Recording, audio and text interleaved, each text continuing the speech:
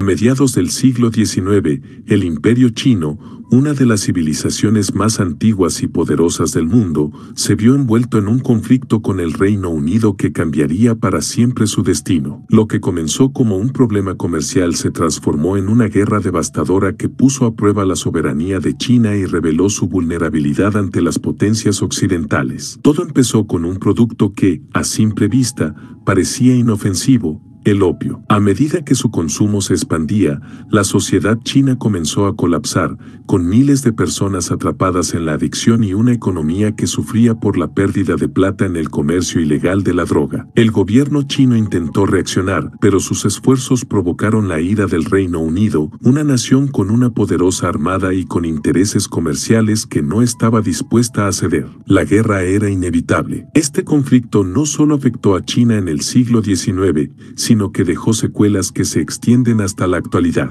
Para entender el alcance de esta guerra, primero debemos conocer cómo era China antes de este enfrentamiento. China antes de la guerra, una potencia cerrada al mundo. El Imperio Chino bajo la dinastía Qin era una de las naciones más avanzadas del mundo en términos de cultura, economía y administración. Durante siglos, China había dominado el comercio en Asia y mantenía una posición de superioridad frente a los extranjeros. Su política era clara: minimizar la influencia extranjera y controlar estrictamente el comercio con otras naciones. Esta mentalidad de aislamiento se reflejaba en su sistema comercial, conocido como el sistema de Cantón, que permitía a los comerciantes europeos comerciar solo en un puerto y bajo condiciones muy estrictas impuestas por el gobierno chino. Esta estrategia tenía el objetivo de evitar la influencia extranjera en la sociedad china y proteger su cultura milenaria. Sin embargo, esta visión también generó problemas, ya que las potencias occidentales, especialmente Gran Bretaña, buscaban expandir sus mercados y no estaban dispuestas a aceptar estas restricciones. Mientras China intentaba mantenerse cerrada, Occidente planeaba abrirla por la fuerza. Gran Bretaña y su obsesión por el comercio con China. A finales del siglo XVIII y principios del XIX, Gran Bretaña había desarrollado una fuerte dependencia de los productos chinos, especialmente el té, la seda y la porcelana. La demanda de estos bienes era enorme en Europa, pero había un problema: China exigía el pago en plata, lo que generaba un déficit comercial insostenible para los británicos. Mientras que China acumulaba riquezas gracias a sus exportaciones, Gran Bretaña buscaba desesperadamente una forma de equilibrar la balanza comercial. La solución llegó en forma de opio, una droga producida en la India británica. El comercio de opio permitió a Gran Bretaña revertir su déficit comercial, ya que la plata que antes salía de su economía ahora regresaba a través de la venta de esta sustancia en China. Lo que comenzó como un intercambio comercial pronto se convirtió en una crisis social dentro del Imperio Chino. El opio, la droga que conquistó China. El opio, que originalmente se usaba con fines medicinales, se convirtió en una epidemia en China cuando los comerciantes británicos comenzaron a introducirlo masivamente en el mercado. Su consumo se extendió rápidamente, afectando no solo a los campesinos y trabajadores, sino también a la élite burocrática y militar del imperio. En pocos años, millones de chinos se volvieron adictos a la droga, lo que debilitó a la sociedad y provocó una fuga masiva de plata, ya que el opio era comprado con este valioso metal. Los efectos de la droga eran devastadores: las personas perdían su productividad, la corrupción se incrementaba y la economía comenzaba a sufrir un colapso silencioso. Para el gobierno chino, esto no era solo una crisis de salud pública, sino una amenaza para la estabilidad de todo el imperio. Pero la pregunta era: ¿qué haría el emperador para frenar esta epidemia? La respuesta de China: la lucha contra el opio. Ante la gravedad de la crisis, el emperador Daoguang tomó medidas drásticas para erradicar el problema. Designó a Lin Sexu, un funcionario conocido por su integridad y determinación, para liderar la lucha contra el comercio de opio. Lin Sexu implementó una serie de políticas severas para frenar la importación y el consumo de la droga. Entre ellas, ordenó la destrucción masiva de opio en Cantón, quemando toneladas de la sustancia en un acto simbólico y desafiante contra Gran Bretaña. Su mensaje era claro: China no toleraría la corrupción de su pueblo. Sin embargo, para los británicos, esto representaba una provocación directa contra sus intereses comerciales. La destrucción del opio fue el catalizador que llevó al conflicto armado. Londres no estaba dispuesto a aceptar la pérdida de su lucrativo negocio sin una respuesta militar. El estallido de la Primera Guerra del Opio, 1839 a 1842. La respuesta británica no se hizo esperar. En 1839, la Royal Navy, una de las fuerzas navales más poderosas del mundo, se movilizó hacia la costa china. El conflicto comenzó con una serie de enfrentamientos en los que la tecnología militar de los británicos superaba con creces a la de los chinos. Las tropas chinas, armadas con cañones obsoletos y tácticas de guerra tradicionales, no podían competir contra la artillería moderna y los barcos de vapor británicos. Enfrentamientos como la batalla de la bahía de Kowloon demostraron la enorme desigualdad entre ambas fuerzas. China no solo enfrentaba una guerra, sino también un choque de eras tecnológicas. Mientras los británicos avanzaban, los chinos se veían obligados a ceder territorio tras territorio. La guerra estaba resultando en una humillación nacional para el Imperio Qing. Las primeras derrotas chinas, el poder del armamento británico. La guerra continuó con una serie de derrotas para China. Los británicos, con su flota moderna y tácticas de guerra avanzadas, tomaron ciudades clave y establecieron su dominio sobre importantes rutas comerciales. La flota china, compuesta en su mayoría por barcos de madera y cañones antiguos, fue fácilmente destruida por los barcos británicos equipados con la última tecnología naval. Ciudades como Cantón y Shanghái cayeron rápidamente y la resistencia china se desmoronaba. La falta de experiencia en guerras modernas y el desbalance en tecnología militar hicieron que los esfuerzos defensivos del Imperio Qing fueran inútiles. Con cada batalla perdida, la posición negociadora de China se debilitaba más. El momento decisivo llegó cuando los británicos forzaron al gobierno chino a firmar un tratado que cambiaría el destino del país para siempre. El Tratado de Nankín 1842, el inicio de un siglo de humillación. Derrotado y sin opciones, el Imperio Qing firmó el Tratado de Nankín en 1842, marcando el final de la Primera Guerra del Opio. Este acuerdo fue uno de los más desiguales en la historia de China. En él, se estableció la cesión de Hong Kong a Gran Bretaña, la apertura de varios puertos chinos al comercio extranjero y la imposición de indemnizaciones millonarias que empobrecieron aún más al país. Lo más humillante fue que China no tuvo ninguna voz en las negociaciones. Con este tratado, se inauguró lo que los historiadores llaman el siglo de la humillación,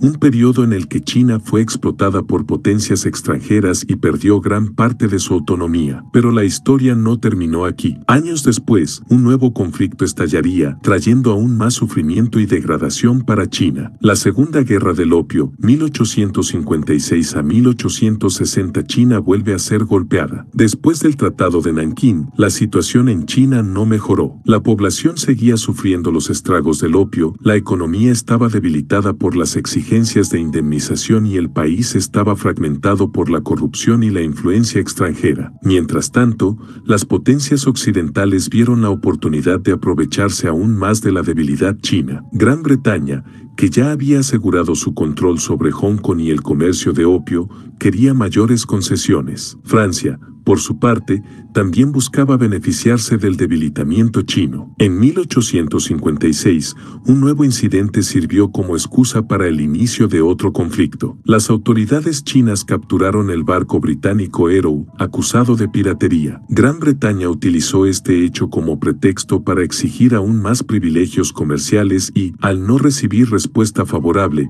declaró la guerra nuevamente. Francia se unió a la contienda alegando la ejecución de un misionero francés en China. La guerra estaba servida, y esta vez, las consecuencias serían aún más devastadoras para el Imperio Qing. La toma de Pekín y el saqueo del Palacio de Verano. La Segunda Guerra del Opio mostró, una vez más, la inmensa brecha militar entre China y las potencias europeas. Las fuerzas británicas y francesas, armadas con tecnología de vanguardia, avanzaron rápidamente por el territorio chino. En 1860, las tropas aliadas llegaron hasta Pekín Pekín, la capital del imperio, y enfrentaron una resistencia mínima. Al darse cuenta de que el emperador no cedería fácilmente a sus exigencias, los británicos y franceses decidieron dar un golpe simbólico y brutal. El Palacio de Verano, una de las mayores joyas arquitectónicas y culturales de China, fue saqueado e incendiado. Este complejo palaciego contenía obras de arte,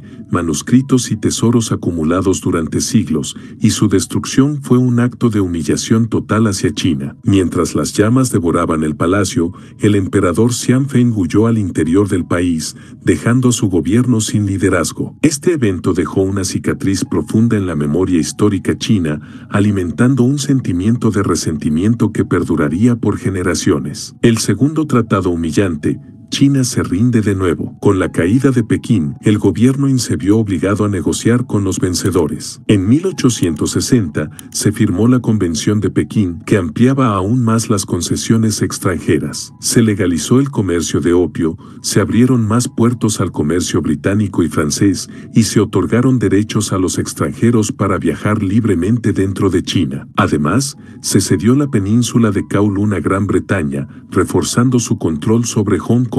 Para el pueblo chino, este tratado no solo era una humillación, sino también la confirmación de que su nación ya no tenía soberanía real. Las potencias extranjeras tenían el control económico y político del país, y la dinastía Qin se veía incapaz de revertir la situación. Lo peor de todo era que, a pesar de estas concesiones, las guerras no habían terminado para China. Las consecuencias económicas de las guerras del opio. La economía china sufrió un colapso sin precedentes. Antes de los conflictos, China era una potencia autosuficiente con un comercio próspero basado en la exportación de seda, porcelana y té. Después de las guerras, su economía quedó sometida a los intereses de las potencias extranjeras. Los altos impuestos impuestos por los tratados hicieron que la recaudación fiscal del imperio se desplomara, mientras que la plata seguía saliendo del país para pagar las indemnizaciones de guerra. Además, con la legalización del opio, el consumo se disparó,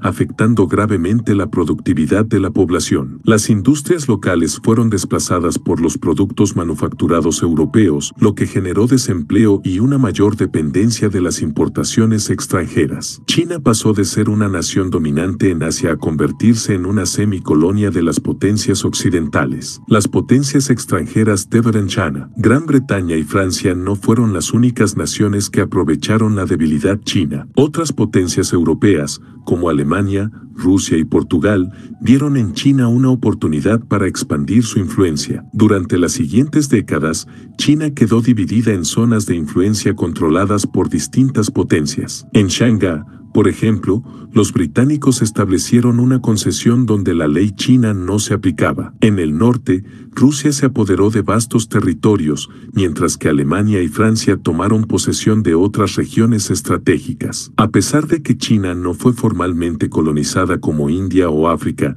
en la práctica, el gobierno ya no tenía el control total de su territorio. Las decisiones clave eran tomadas por los embajadores y comerciantes extranjeros que dictaban las reglas del comercio y la administración local. Este periodo de dominación extranjera se convirtió en lo que los chinos llamarían el siglo de la humillación. El ascenso del sentimiento anti-extranjero en China. El pueblo chino no tardó en reaccionar ante la creciente opresión extranjera. Durante décadas, habían visto cómo su nación era explotada y sus recursos saqueados por fuerzas occidentales. A medida que la frustración crecía, comenzaron a surgir movimientos nacionalistas que exigían la expulsión de los invasores y la restauración de la soberanía china. Uno de los principales factores que alimentaron este sentimiento fue la creciente desigualdad dentro del propio país. Mientras que los extranjeros gozaban de privilegios y riquezas, los ciudadanos chinos sufrían pobreza, explotación y marginación. Las antiguas tradiciones y valores del imperio parecían estar en peligro de desaparecer bajo la influencia occidental. La situación era insostenible y la resistencia pronto se convertiría en una rebelión violenta. La rebelión de los Boxers, un intento desesperado de expulsar a los invasores. A finales del siglo XIX, un grupo de chinos, conocidos como los Boxers, lideró un levantamiento masivo contra la presencia extranjera en el país. Este movimiento, compuesto por campesinos, monjes y guerreros tradicionales, creía que la intervención de potencias extranjeras había corrompido la esencia de China. Su objetivo era expulsar a los extranjeros y restaurar el dominio chino sobre su propio territorio. Durante meses, los Boxers atacaron enclaves extranjeros, destruyeron ferrocarriles y asesinaron a diplomáticos y misioneros. Sin embargo, su lucha estaba condenada al fracaso. En 1900, una coalición de 8 potencias, incluyendo a Gran Bretaña, Francia, Alemania, Rusia, Japón y Estados Unidos, envió un ejército conjunto para sofocar la rebelión. En cuestión de semanas, las tropas extranjeras tomaron Pekín y aplastaron el movimiento con una brutalidad extrema. China fue obligada a firmar otro tratado humillante, pagando aún más indemnizaciones a las potencias extranjeras. El fracaso de la rebelión de los Boxers fue la prueba definitiva de que el imperio estaba al borde del colapso. Las zonas de concesión extranjera en China. Después de la brutal represión de la rebelión de los Boxers, la influencia extranjera en China alcanzó su punto máximo. Aunque el país no fue colonizado formalmente, prácticamente todas sus principales ciudades quedaron bajo control extranjero. En estos enclaves, conocidos como zonas de concesión, las leyes chinas no aplicaban. Cada potencia tenía su propia administración en su territorio asignado, con tribunales, fuerzas policiales y sistemas de comercio independientes del gobierno chino. En Shanghái, por ejemplo, coexistían concesiones británicas, francesas y estadounidenses, cada una con su propio conjunto de normas y regulaciones. Los chinos que vivían dentro de estas áreas eran tratados como ciudadanos de segunda clase, sin derechos políticos y con restricciones para acceder a ciertos espacios. En otras ciudades como Cantón, Tianjin y Qingdao, la situación era similar. Alemanes, rusos y japoneses también establecieron su presencia, asegurando que la dinastía Qing no tuviera ningún poder real dentro de su propio país. Mientras tanto, las potencias extranjeras explotaban los recursos naturales y controlaban los impuestos aduaneros, dejando a China sin ingresos suficientes para sostener su administración. Esta situación incrementó aún más el resentimiento del pueblo chino hacia los extranjeros, convirtiendo estas zonas de concesión en símbolos de la humillación nacional. El declive de la dinastía Qing y la revolución de 1911. A medida que pasaban las décadas, el imperio Qing se volvía cada vez más frágil. Las continuas derrotas militares, la creciente dependencia económica de las potencias extranjeras y la corrupción interna llevaron al país a una crisis profunda. La familia imperial intentó implementar algunas reformas para modernizar el ejército y la administración, pero era demasiado tarde. La población china, empobrecida y descontenta, veía al gobierno como un títere de las potencias occidentales. En 1911, el resentimiento estalló en una revolución que puso fin a más de 2000 años de dominio imperial en China. Dirigida por líderes como Sun Yat-sen, la revuelta derrocó a la dinastía Qing y estableció la República de China. Sin embargo, la transición no fue sencilla. El país se sumió en años de caos, con facciones militares compitiendo por el control y la intervención de nuevas potencias extranjeras. A pesar de haber terminado con la monarquía, China aún estaba lejos de lograr la independencia real de las influencias extranjeras. China en el siglo XX, la sombra de las guerras del opio. Incluso después del fin de la dinastía Qing, el impacto de las guerras del opio siguió afectando a China durante todo el siglo XX. La pérdida de soberanía que había comenzado con los tratados desiguales continuó durante décadas, con nuevas potencias, como Japón, ocupando territorios chinos. La Segunda Guerra Mundial trajo más devastación cuando los japoneses invadieron el país, causando millones de muertes. Después de la guerra, China entró en un periodo de guerra civil entre los comunistas y los nacionalistas que culminó con la victoria de Mao Zedong en 1949 y la fundación de la República Popular China. El Partido Comunista Chino utilizó el recuerdo de las guerras del opio como un pilar fundamental de su narrativa política. Para el nuevo régimen, la humillación sufrida por China a manos de Occidente era una justificación para reforzar el nacionalismo y consolidar el poder del Estado. Este resentimiento histórico aún se refleja en la relación actual de China con Occidente, y la memoria de la intervención extranjera sigue siendo un factor clave en su política exterior. Hong Kong bajo dominio británico. La herencia de la guerra. Uno de los legados más duraderos de las guerras del opio fue el dominio británico sobre Hong Kong. Cedido en 1842 tras la Primera Guerra del Opio, el territorio se convirtió en una de las colonias más prósperas del Imperio Británico. Durante más de 150 años,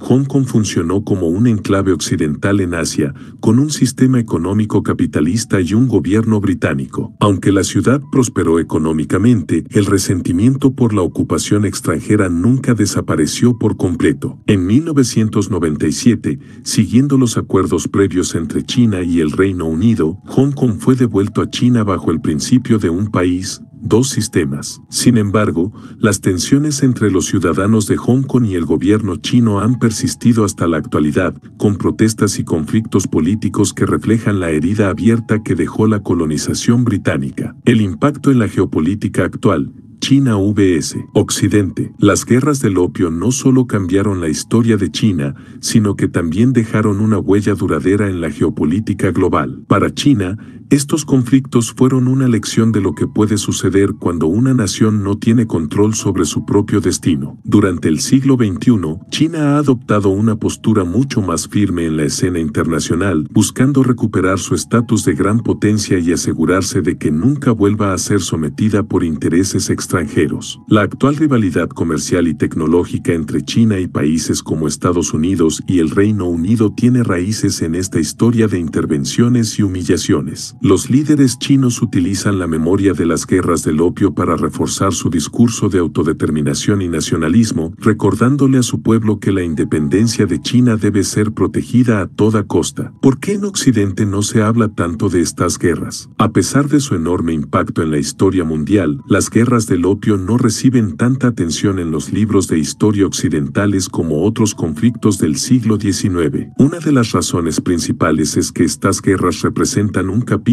incómodo en la historia de potencias como el Reino Unido y Francia. Mientras que en China estos eventos son enseñados como un recordatorio de la opresión extranjera, en Occidente suelen minimizarse o presentarse como conflictos comerciales. Esto refleja una diferencia en la manera en que se narra la historia según quien la cuenta. Sin embargo, con el auge de China como superpotencia, el interés por estos eventos ha crecido y cada vez más personas están descubriendo la verdadera magnitud de estas guerras. Las guerras del opio en el cine y la literatura. A lo largo de los años, este conflicto ha sido representado en varias películas y novelas, aunque no con la misma frecuencia que otras guerras. En la cinematografía china, hay numerosas producciones que retratan la brutalidad de las potencias extranjeras y la resistencia del pueblo chino. En Occidente, las guerras del opio han sido un tema menos explorado, aunque han aparecido en algunos relatos de época sobre el Imperio Británico. El interés en este tema ha ido en aumento, especialmente con la creciente influencia de China en el entretenimiento global. Es probable que en el futuro veamos más producciones que busquen representar estos eventos con mayor fidelidad histórica. Datos curiosos y mitos sobre las guerras del opio. A lo largo de la historia, han surgido muchas versiones y mitos sobre las guerras del opio. Algunos de estos relatos han sido exagerados, mientras que otros han sido minimizados o distorsionados para encajar con narrativas políticas y nacionales. Uno de los mitos más extendidos es que China no tenía ninguna posibilidad contra los británicos debido a su atraso tecnológico. Si bien es cierto que las fuerzas chinas estaban en desventaja, esto no significa que no presentaran resistencia efectiva. Hubo batallas en las que las tropas chinas lograron causar bajas significativas a los invasores británicos, especialmente en enfrentamientos terrestres en el interior del país, donde el conocimiento del terreno les daba cierta ventaja. Otro dato curioso es que el opio, antes de convertirse en un arma económica de los británicos, se usaba en China con fines medicinales desde hacía siglos. Sin embargo, su abuso se intensificó drásticamente cuando los británicos comenzaron a introducirlo en grandes cantidades, lo que transformó un producto de uso controlado en una crisis nacional de adicción. También se ha especulado que la destrucción de las existencias de opio en Cantón por parte del INSEC Tzu fue lo que realmente desencadenó la guerra. Sin embargo, los historiadores han señalado que el conflicto probablemente habría ocurrido de todas formas, ya que Gran Bretaña ya había tomado la decisión de abrir el mercado chino por la fuerza. ¿Cómo China logró recuperarse y convertirse en una superpotencia? El siglo XIX y principios del siglo XX fueron un periodo de declive y humillación para China, pero a mediados del siglo XX, la nación comenzó un proceso de transformación que la llevaría a convertirse en una de las principales potencias mundiales. Tras la caída de la dinastía Qin en 1911 y la posterior guerra civil entre comunistas y nacionalistas, China se encontró en un estado de crisis profunda. Sin embargo, con la victoria del Partido Comunista en 1949 y la fundación de la República Popular China, el país inició una serie de reformas políticas, económicas y militares que lo posicionaron en la escena global. Durante las décadas de 1950 y 1960, China intentó modernizar su economía con políticas como el Gran Salto Adelante y la Revolución Cultural, aunque estos programas tuvieron consecuencias desastrosas. No fue hasta las reformas económicas de Deng Xiaoping en la década de 1980 que China comenzó a experimentar un crecimiento sostenido. Deng Xiaoping promovió la apertura económica al mundo y permitió la inversión extranjera, algo impensable durante el siglo XIX cuando el comercio forzado había sido una herramienta de opresión. Gracias a estas políticas, China pasó de ser un país empobrecido y atrasado a convertirse en una de las economías más dinámicas del mundo. Lecciones de las guerras del opio para el mundo moderno. Las guerras del opio dejaron varias enseñanzas que siguen siendo relevantes en la actualidad. Uno de los principales aprendizajes es el peligro de la dependencia económica. China sufrió porque su economía fue manipulada por una potencia extranjera que explotó su mercado con un producto adictivo y destructivo. En la actualidad, las guerras comerciales siguen siendo una herramienta de poder en las relaciones internacionales y muchos países han aprendido que la autosuficiencia económica es clave para mantener la soberanía. Otra lección importante es que la debilidad política y militar puede hacer que una nación se vuelva vulnerable a la intervención extranjera. Durante las guerras del opio, China estaba gobernada por un sistema imperial que se resistía a las reformas y no estaba preparado para defenderse de manera efectiva. Hoy en día, muchos países invierten en el desarrollo de sus fuerzas militares y en la modernización de sus sistemas políticos para evitar que una crisis interna los haga susceptibles a la presión externa. Comparaciones con otros conflictos comerciales en la historia. Las guerras del opio no fueron el único conflicto en el que un país utilizó el comercio como arma de dominación. A lo largo de la historia,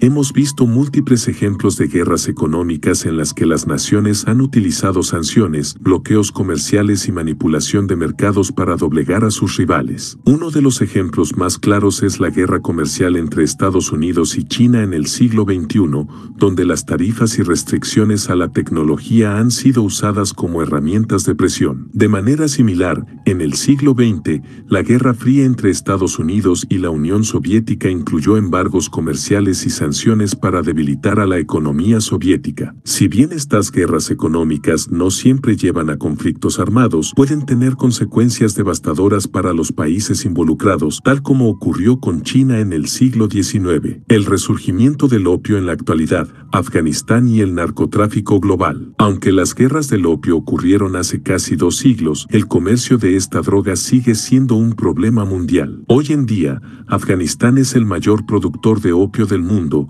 y la droga se sigue utilizando como un producto clave en el comercio ilegal. Grupos insurgentes y organizaciones criminales han financiado sus operaciones con la venta de opio y heroína, lo que ha convertido al narcotráfico en un factor de desestabilización en muchas regiones. En países como México y Colombia, el tráfico de drogas también ha causado conflictos violentos que han debilitado a los gobiernos y han generado crisis humanitarias. Aunque el contexto es diferente, el opio sigue siendo un producto que se usa como herramienta de poder y control, lo que demuestra que la historia tiende a repetirse en nuevas formas. Las guerras del opio y el siglo de humillación, un resentimiento histórico. Para China, las guerras del opio no son solo un evento del pasado, sino un símbolo de la humillación sufrida a manos de potencias extranjeras. Este sentimiento ha sido clave en la construcción de la identidad nacional china y en su política exterior. Durante el siglo XX, el Partido Comunista Chino utilizó la narrativa del siglo de humillación negociación para unificar al país y justificar la necesidad de un Estado fuerte y centralizado que pudiera evitar que algo similar volviera a ocurrir. En la actualidad, este resentimiento sigue presente en la manera en que China interactúa con el mundo. El gobierno chino ha enfatizado su deseo de recuperar su posición como una de las principales potencias globales y ha utilizado la historia de las guerras del opio para reforzar su mensaje de que China nunca volverá a ser subyugada por fuerzas extranjeras. ¿Podría ocurrir una nueva guerra comercial entre China y Occidente? Las tensiones entre China y países como Estados Unidos han aumentado en los últimos años, lo que ha llevado a muchos analistas a preguntarse si estamos viendo una nueva versión de las guerras del opio, pero en un contexto diferente. En lugar de opio, los productos clave en esta guerra económica son la tecnología, los microchips y los datos. Las sanciones impuestas por Estados Unidos a empresas tecnológicas chinas, así como las restricciones comerciales a productos chinos, han creado una situación de competencia feroz que podría definir el futuro de las relaciones internacionales. China, por su parte, ha respondido con medidas similares, desarrollando su propia industria tecnológica y reduciendo su dependencia de Occidente. Aunque es poco probable que estas tensiones desemboquen en un conflicto militar, la historia nos ha enseñado que las guerras económicas pueden tener consecuencias impredecibles. Conclusión: como este conflicto sigue afectando al mundo hoy, las guerras del opio no fueron solo un episodio más en la historia de China, sino un evento que cambió el equilibrio de poder en el mundo y marcó el inicio de la intervención extranjera en Asia. Su impacto sigue siendo visible en la geopolítica actual, en la forma en que China maneja sus relaciones con Occidente y en la narrativa nacionalista que refuerza su gobierno. A medida que el mundo sigue evolucionando, es crucial entender cómo eventos históricos como estos siguen influyendo en el presente. Las guerras comerciales, la manipulación de mercados y la lucha por la soberanía siguen siendo temas clave en la política global. Al conocer la historia, podemos aprender de los errores del pasado y evitar que se repitan en el futuro.